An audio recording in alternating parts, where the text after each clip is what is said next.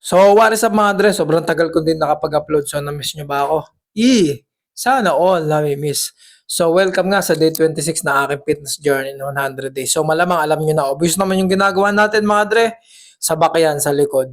So, kung isa ka nga sa nagbabalak na magbago ngayon o magkaroon ng self-improvement, ngayon 2026 mga Dre, follow mo na ako. Baka matulungan kita. Libre lang naman yung mga tinuturo ko dito mga Dre. Papanoorin mo lang yung mga form dito sa gym. Libre lang 'to mga dre.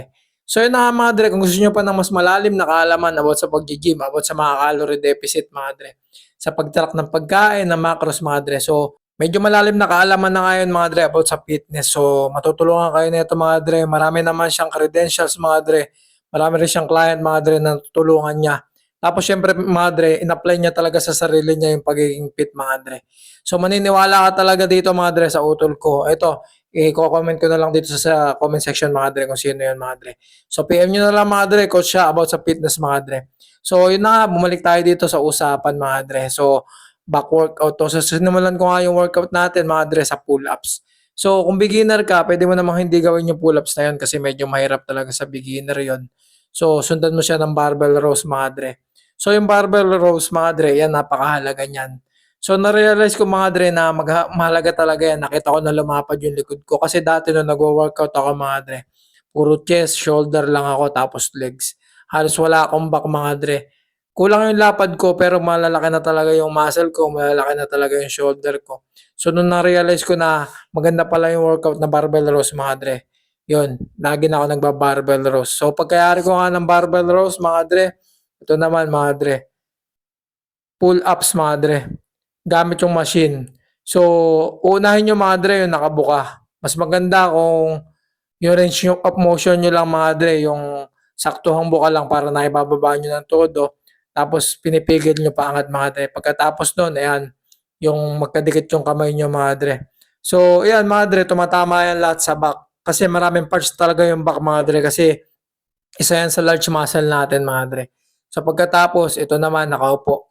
Ito nga mga dre, yung workout na to, medyo mabigat talaga to, lalo kung beginner ka. So, one time nga may sinama ako sa pag-gym mga dre. So, malakas talaga siya magbuhat, malakas siya mag-construction mga dre. Kaya niya kumarga ng 2 semento mga dre, sa batok niya ako, hindi ko kaya yan. Pero nung nagbuhat siya mga dre, kasi naengganyo ko nga siya eh. So, sabi nga niya, hindi raw madali kasi yung muscle lang na pinapatamaan mo, yun lang talaga yung tatamaan. So, pagkayari ko nga mga dre, bumalik tayo dito sa workout ko. Pagkayari ko nung hinihila mga dre, ito naman, deadlifts mga dre.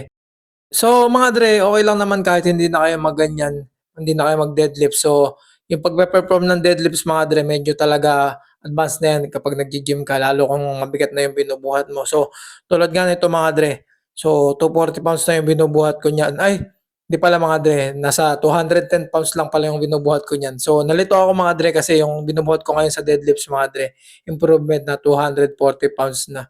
Pagkayari mga dre, ito rope mga dre. Mahalaga nga mga dre na yung huli mo, ayan yung rope kasi mas maganda yan, nahahatak na ng buong likod mo para naiaangat talaga niya yung buong likod mo mga dre.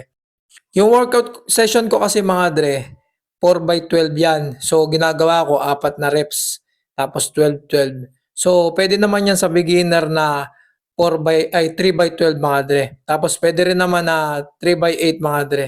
Kung medyo nahihirapan ka pa talaga, pwede rin 3x6. So ito na nga yung last workout ko for back mga dre, yung hinahatak na to. So hindi ako sigurado kung ano tawag dito pero tinuro lang din to no, sa akin nung nag-gym instructor dito mga dre sa gym namin. So marami nga nagtatanong sa akin mga dre, bakit daw ganito yung gym namin? Halos daw walang tao pagka nagbubuhat ako. Kaya nakakapag-video ako, nakakapag-vlog ako. So yun na nga mga dre, kaya nga gusto ko rito nagbubuhat kasi hindi ako naiilang mag-video mga dre para ituro sa inyo. So umaga nga mga dre, walang tao dyan pero pag hapon may tao yan. So yun lang mga dre. So stay fit, stay healthy, burger kayo sa akin.